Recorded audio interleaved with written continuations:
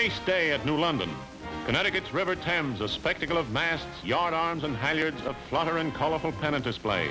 80,000 spectators jamming shorelines, observation trains, pleasure craft ranging in size and style from luxury yachts to lowly rowboats, drifting and bobbing in the changing river tides. For here come the mighty sweep swingers of Harvard and Yale in the surging climax of their classic duel. And in those final heart-throbbing moments, the Crimson crashes the headlines.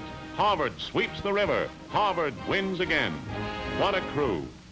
Yes, but what of the painstaking preparation in achieving that power, form, unity, and flawless stroking rhythm?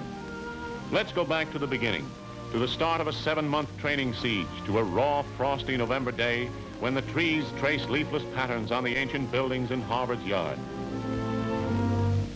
The scene is Cambridge, the Newell boathouse on the Charles River. Head coach Tom Bowles and freshman pilot Harvey Love scan the turnout of freshman hopefuls and varsity vets. To Bowles falls the great task of harnessing the manpower, building the endurance, the symphonic form that propels a shell through the water at something like 17 feet per second. On this giant centipede, aptly called the Leviathan, instructions begin with lowliest fundamentals, and youth slowly grasps the true art of oarsmanship. How to pull, then feather, go to the reach, then pull again and again and again.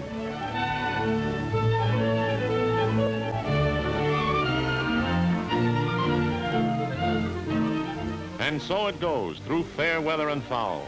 Fledgling oarsmen, unmindful of cold, stormy skies, striving for unison of effort that means so much.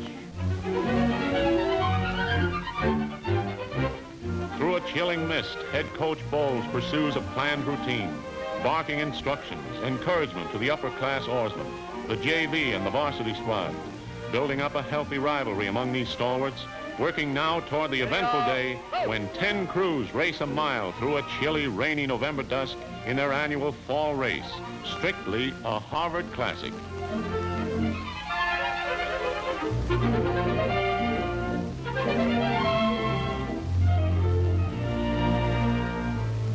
As winter comes, one might assume that rowing is now in the discard, a sport out of season. The river is ice jammed, the yard is blanketed in snow. But a peek through the boathouse window this frosty evening reveals the squad hard at work, utilizing all the latest in those ingenious devices of mechanical man. For instance, there's the perforated oar. And while the frosh row in still water for slower arm and body action, the varsity works in motor-driven water to get the actual feel of rowing conditions outdoors. In a room walled with mirrors, the oarsman sees himself as the coach sees him, every flaw revealed and corrected by a coach who never for a moment wavers in his driving ambition to attain the absolute perfection demanded of a championship crew. The stepped-up version of a family rowing machine affords conditioning and a checkup on slide work and oar handling, with the telltale mirror once again showing up the flaws in posture and general rowing form. Here, too, are mementos of sentiment and tradition. On a certain plaque, the name of a former Harvard oarsman and one of its most illustrious sons.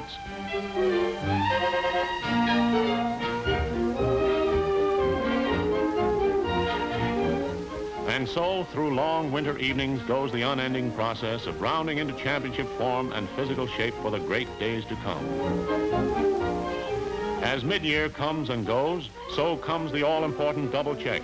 And to those who now anticipate the return to the river, the Doc's OK is the password to spring training in the great outdoors.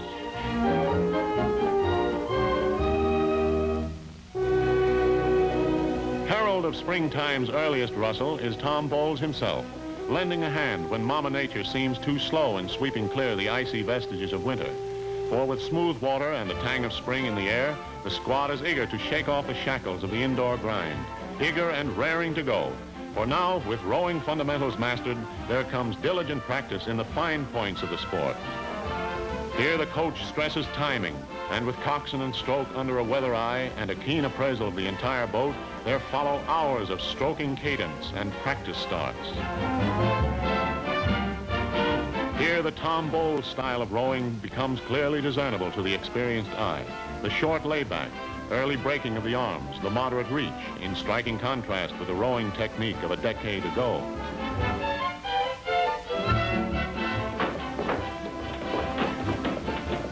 And what of the coxswain, the little fellow who sits in the stern and looks like he goes along for the ride? Ah, think not for a moment that his days are easy and filled with lamb chops, potatoes, and pie. For that, specifically, is what they're not. You see, a coxswain's weight in a shell is so much excess baggage. And so, with grub to the right of him and grub to the left, Coxswain Tommy Boynton's fare would hardly stuff a sparrow. One could hardly blame Coxswain Tommy should he mutter here, "I hope you choke." Because of extended classroom work, training hours now, on occasion, reach well into the night. For there's yet much to master in the rowing relationship of man to man. So out into the night with a coach's word of caution. Pretty dark out here tonight. You'll have to keep your eyes open for driftwood. Kerwin, let's try to row 26. Okay, ready all whenever you're ready. And now, Andrews, see if you can't keep your hands up on the catch a bit. You're skying your blade.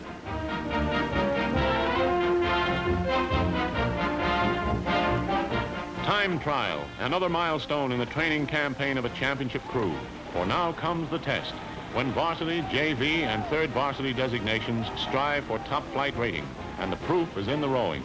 When coxswains bark to the rhythm of synchronized blades and swirling water, 40 to the minute, then up to 42, then the Bowles trained crews settling back to a steady 32. Pleased and proud is this veteran coach when his charges glide into the slanting rays of a setting sun, his work well done. Spring gives the nod to early summer, and Harvard's historic yard once again assumes its stately ivy-bound splendor, its landmarks so beloved by Harvard men down through the years. By now, the varsity crew has been chosen. The Crimson's banner shell is set, but still there's work to be done, so again to the river for the sharpening up.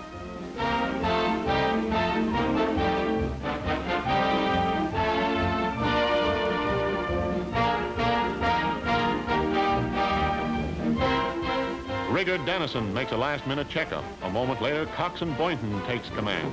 For oarsmanship at its finest, watch these varsity men at work. Note the spacing, the catch when the oars go in, the release when the oars come out, the reach and recovery, that interlude of controlled rest as the oarsman's weight moves some 20 inches toward the stern. A delicate maneuver at best. For an average crew, scales about 1,440 pounds. Voted in a 280-pound shell, only 24 inches wide. Make no mistake, mister, it must be poetry in motion, for the shell under such conditions is tippier than a canoe. And finally, that gala day, the unbridled manpower of 7 months ago, now a smoothly balanced machine, tuned to perfection in speed and endurance.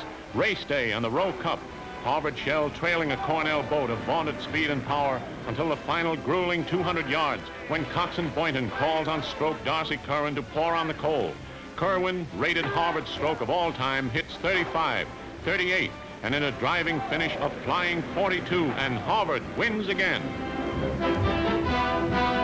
Nice going, boys. Darcy enters a swell race. Labor's sweetest reward, the fruits of a hard-earned triumph. And Harvard's prospects are bright indeed for one of the finest and most formidable varsity eights ever to dip a crimson blade. Goodbye. And goodbye to you, Tommy, smarty that you are. If you can't have a full-course dinner, then have yourself a nice long drink.